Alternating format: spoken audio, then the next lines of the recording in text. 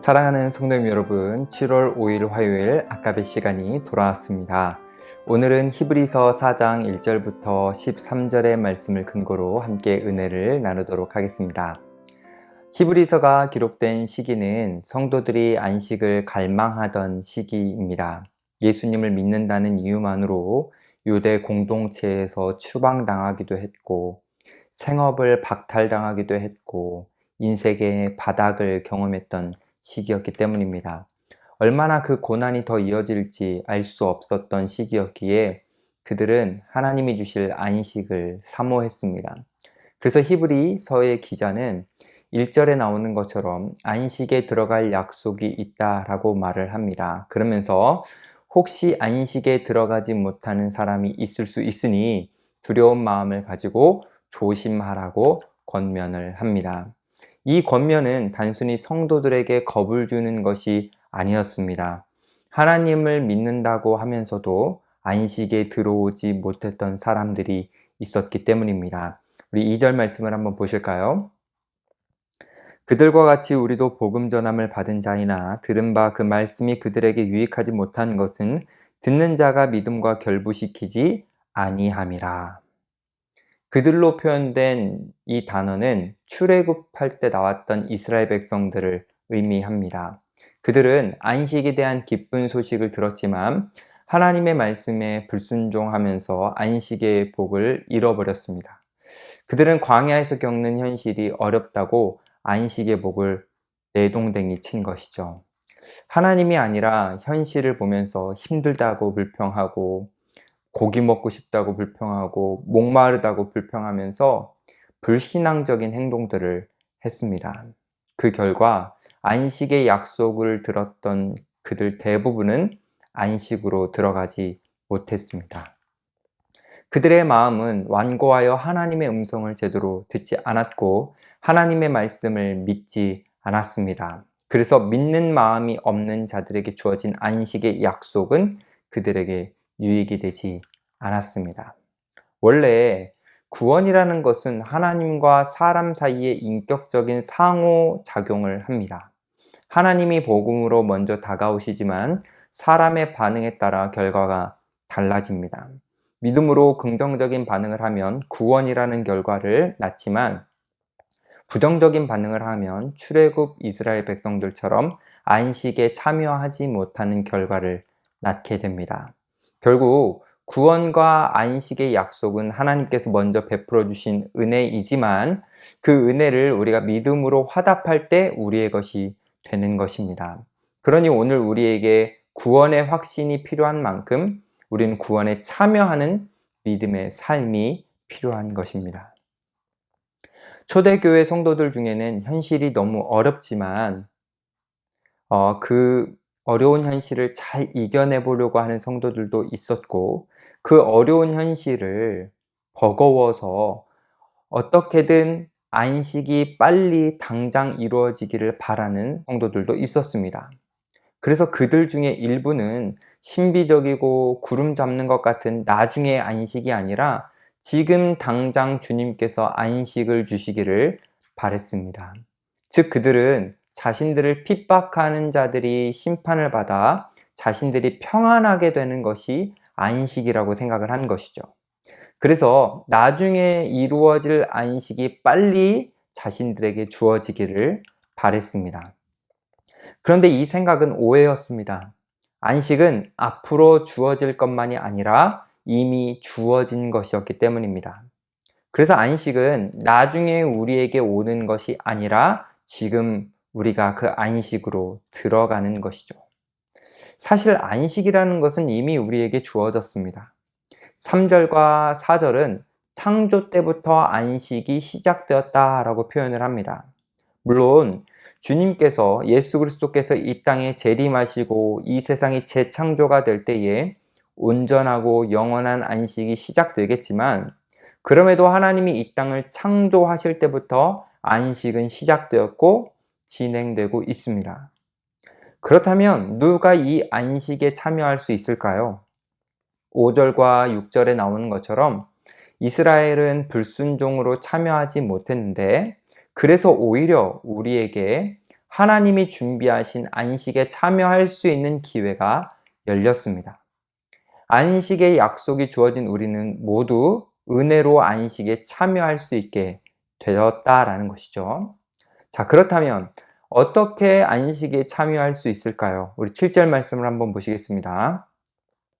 오랜 후에 다윗의 글에 다시 어느 날을 정하여 오늘이라고 미리 이같이 일렀으되 오늘 너희가 그의 음성을 듣거든 너희 마음을 완고하게 하지 말라 하였나니.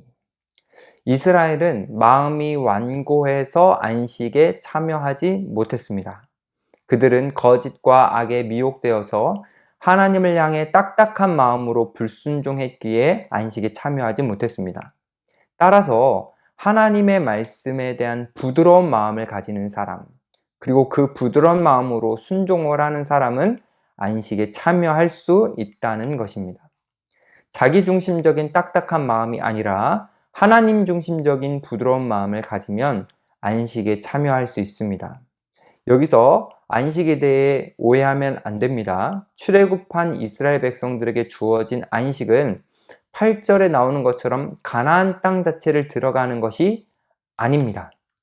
만약 가나안 땅에 들어가는 것이 안식이었다면 여호수아와 함께 가나안 땅에 정착한 이후에는 안식이라는 말이 등장하지 않아야 합니다. 그러니까 그냥 일상이 편안해지는 것 자체가 우리에게는 안식이 아니라는 거죠. 우리 성도들 중에 일부는 세상에서 고생하지 않는 것이 안식이라고 오해를 합니다. 어떤 분은 자신이 계획한 대로 일이 잘 풀리는 것이 안식이라고 생각을 합니다.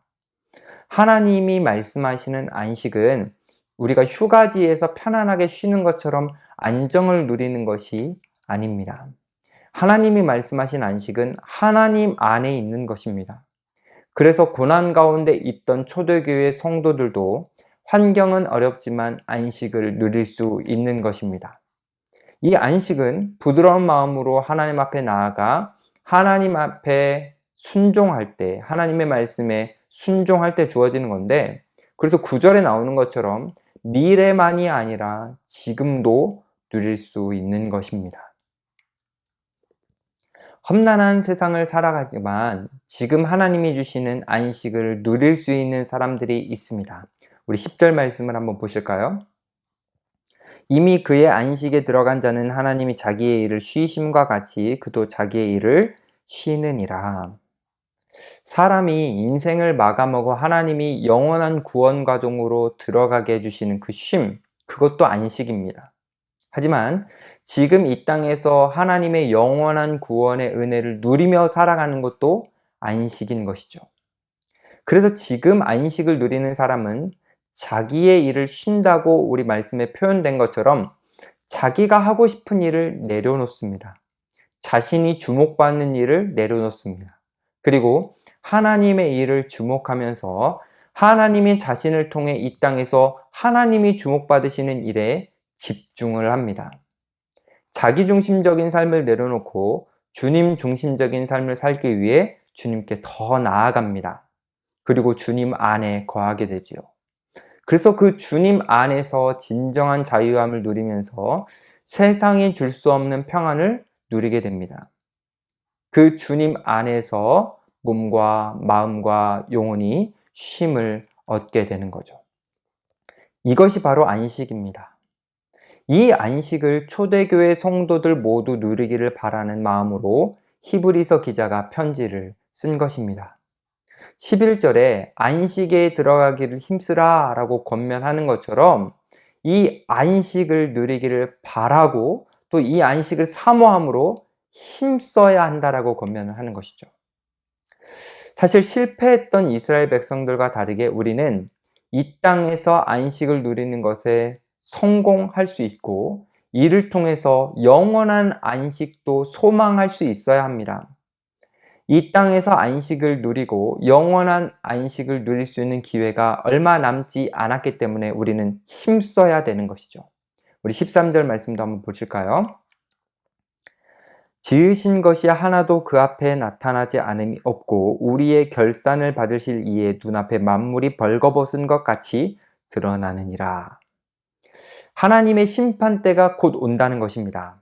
그때 하나님은 모든 피조물을 평가하십니다. 마치 하나님이 이 세상을 창조하실 때 말씀으로 창조하시고 보시기에 좋았더라 라고 평가하셨던 것처럼 이제는 마지막 때에 하나님의 말씀으로 비춰서 모든 피조물을 평가하실 것입니다. 이때 평가의 주 대상은 하나님의 형상으로 지어진 사람이고 특별히 하나님을 향했는지 알 수 있는 사람의 마음이 평가의 주가 될 것입니다. 하나님은 우리의 마음을 하나님의 말씀으로 평가하실 것입니다. 어떻게 평가하시느냐? 우리 12절 한번 보실까요? 하나님의 말씀은 살아있고 활력이 있어 좌우에 날선 어떤 검보다도 예리하여 혼과 영과 및 관절과 골수를 찔러 쪼개기까지 하며 또 마음의 생각과 뜻을 판단하나니. 하나님의 말씀은 마치 수술 과정에서 환부를 찾기 위해 날카롭게 관절과 골수를 뚫고 찢어 분리하는 수술 칼같이 우리 마음 깊은 곳을 살핍니다. 그렇기에 마지막 하나님의 평가가 이제 얼마 남지 않았는데 그 평가가 이르기 전에 우리는 스스로 말씀으로 자신의 마음을 살피며 부드러운 순종의 마음이 있는지를 점검해야 하는 것입니다. 우리는 예리한 칼날 같은 하나님의 말씀으로 자신의 생각과 뜻을 조명하여서 우리의 경건 모습 밑에 그 안에 감춰진 은밀한 의도나 잠재 의식까지 숨김없이 드러내면서 우리의 마음이 투명하게 될 때까지 우리의 마음을 잘 다스려야 합니다. 그렇게 한다면 우리는 이미 주어진 하나님의 안식을 누리는 삶뿐만이 아니라 마지막 때에 주어질 영원한 안식에도 우리는 참여할 수 있게 됩니다. 성도님 여러분, 여러분의 삶이 지금 고단하십니까? 혹시 쉼이 필요하다고 생각을 하십니까?